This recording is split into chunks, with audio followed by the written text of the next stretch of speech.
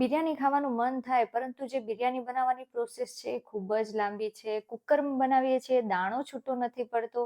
તો આ recipe special તમારા માટે છે કે બિરયાનીમાં કેટલું પાણી લેવું, કયા ભાત લેવા. તો ચાલો રેસીપી સ્ટાર્ટ કરી દઈએ. તો સૌથી પહેલા એક બાઉલની અંદર અહીંયા મેં 1 વાટકી જેટલા બાસમતી ચોખા લઈ લીધા છે. તમે કોઈ પણ બ્રાન્ડના બાસમતી ચોખા લઈ શકો છો. હવે એની અંદર આપણે પાણી એડ કરી દઈશું અને પહેલા ચોખા છે એને સારી રીતે સાફ કરી લેવાના છે. તો ચોખા આપણા છે સાફ થઈ ગયા છે. એમાંથી આપણે પાણી એક બાજુ કાઢી લેવાનું છે. હવે એની અંદર આપણે બીજું પાણી એડ કરી દઈશું અને જેટલા ચોખા ડૂબે એનાથી થોડું વધારે જ પાણી લેવાનું છે. તો આ રીતના આપણે પાણી લઈ લેવાનું છે. ચોખાને આપણે અડધોથી પોણો કલાક માટે એક બાજુ રાખી દેવાનો છે. ઓછામાં ઓછો અડધો કલાક અને વધારે પોણોથી 1 કલાક રાખશો તો એ બેસ્ટ જ છે. તો અહીંયા જ્યાં સુધી આપણા ચોખા છે એ પલળે છે ત્યાં સુધી બધા શાકભાજી છે એ મેં અહીંયા કટ કરી અને રેડી કરી લીધા છે. તો હવે આપણે કુકર લઈ લઈએ. કુકરની અંદર અહીંયા મેં એક મોટો ચમચો લઈ લીધો છે તેલ. તમે તેલની જગ્યાએ ઘી, બટરનો પણ યુઝ કરી શકો છો અથવા તેલ અને ઘી પણ મિક્સ કરી શકો છો. તો અહીંયા આપણે તેલ ગરમ થઈ જાય ત્યારબાદ એની અંદર જીરું, હિંગ, મીઠું લીમડો અને અહીંયા મેં આ રીતના ખડા મસાલા લઈ લીધા છે, જેમાં લાલ મરચું, ઇલાયચી, કાળી ઇલાયચી એટલે કે મોટી ઇલાયચી, બાદિયા, લવિંગ, મરી અને ઉપરથી આપણે મરચાં એડ કરી લીધા છે. પણ હા, ખડા મસાલા છે એને 2 થી 3 સેકન્ડ માટે આપણે તેલની સાથે મિક્સ કરી લેવાના છે. લીલું મરચું લઈ લીધું છે, ઉપરથી આદુ લસણની પેસ્ટ અને ડુંગળી ઝીણી સમારેલી એડ કરી લીધી છે. હવે એને આપણે પહેલા તો સરસ રીતે સાતડી લેવાની છે, લગભગ 1 થી 2 મિનિટ માટે. ઉપરથી 1 નંગ જેટલું મોટું ટમેટું છે એને પણ આપણે ઝીણું ઝીણું કટ કરી લીધું છે. એને આપણે તેલ સાથે સારી રીતે મિક્સ કરી દેવાનું છે. હવે બિરયાની હોય અને એમાં કાજુ એડ ન થાય એવું થોડી ના ચાલે. તો અહીંયા મેં થોડા કાજુના ટુકડા લીધા છે. ત્યારબાદ એમાં મેં દ્રાક્ષ એડ કરી છે. સૂકી દ્રાક્ષ આવે છે એ. પણ હા, એ એકદમ ઓપ્શનલ છે. મારા ઘરમાં શું છે કે બિરયાનીમાં દ્રાક્ષ હોય ને તો વધારે મજા આવે છે. તો બધું મિક્સ કરી દઈશું સારી રીતે. ત્યારબાદ ઢાંકણ ઢાંકી એને આપણે 3 મિનિટ માટે કૂક થવા દેવાનું છે.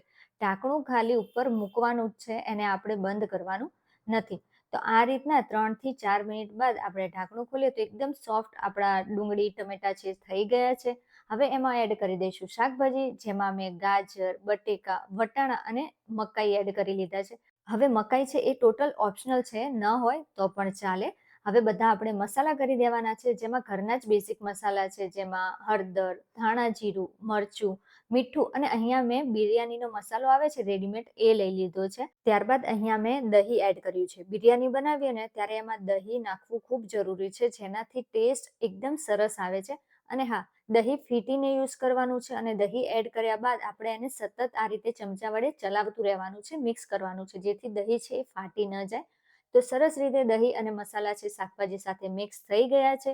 હવે જે આપણે ચોખા પલાળેલા હતા એ આપણે કુકરની અંદર એડ કરી દેવાના છે. હવે આ ખાસ ધ્યાન રાખવાનું કે તમે કેટલા ચોખા લીધા હતા એ હિસાબે આપણે પાણી એડ કરવાનું છે.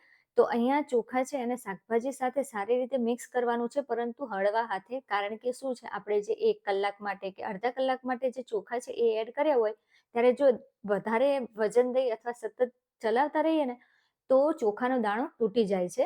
તો આપણે હળવા હાથે એને મિક્સ કરીશું અને સરસ કલર આવે એના માટે મેં અહીંયા ઉપરથી કાશ્મીરી મરચું એડ કરી દીધું હતું.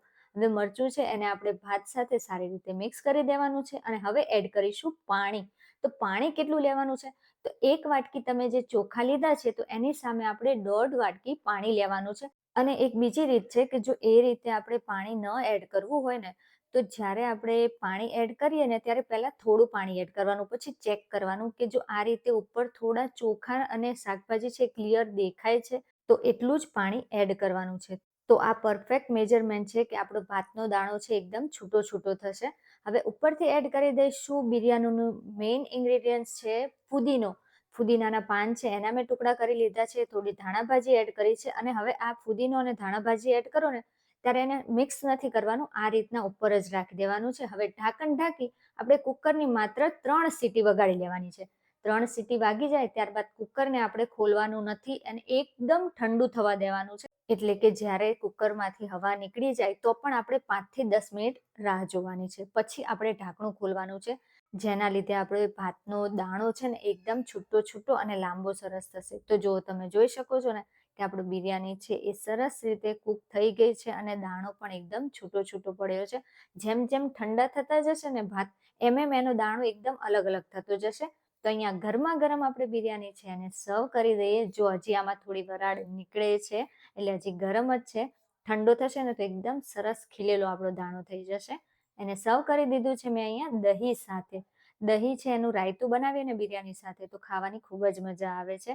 તો છે ને એકદમ ઇઝી અને ફટાફટ બની જતી આપણી કુકરમાં બિરયાનીની રેસીપી.